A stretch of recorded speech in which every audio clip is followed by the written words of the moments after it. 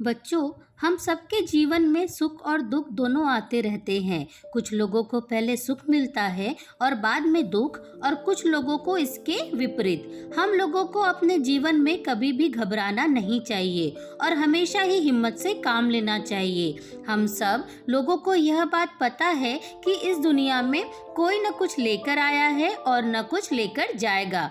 तो सवाल यह आता है कि आदमी आदमी के काम क्यों नहीं आता है।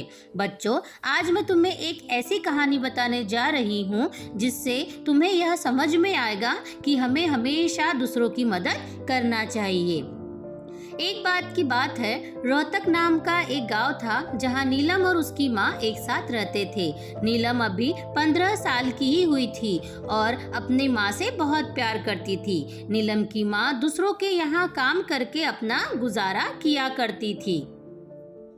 एक दिन की बात है, नीलम को बुखार चढ़ गया। उसकी माँ उसको डॉक्टर के पास लेकर गई तो पता चला कि उसे डेंगू हो गया है।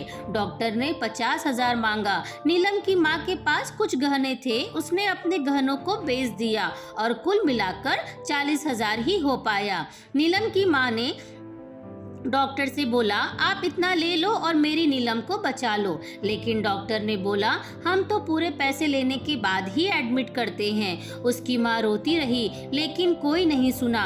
जहाँ वह काम करती है वहाँ पर भी गई, अपनी मालकिन से बात किया, पर उन्होंने भी उसे पैसे देने से इनकार कर दिया। नीलम की माँ का रो रो कर बुरा हाल हो गया था। पूरा दिन बीत गया और उसकी बेटी की तबीयत और खराब हो गई। उसकी माँ ने पूरी रात कुछ भी नहीं खाया और कब सो गई यह पता भी नहीं चला। सुबह जब वह सोकर उठी तो उसने देखा कि नीलम अभी तो सोई है। वह उसके पास गई और उसका हाथ पकड़ी तो डर गई और जोर से रोने लगी क्योंकि नीलम मर चुकी थी। सिर्फ 10,000 रुपए के लिए किसी भी लोगों ने उसकी मदद नहीं की थी और उसकी बेटी की जान चली गई। तो बच्चों, ऐसा कभी ना हो, इसीलिए हमेशा दूसरों की मदद करते रहना चाहिए और हमेशा करना चाहिए।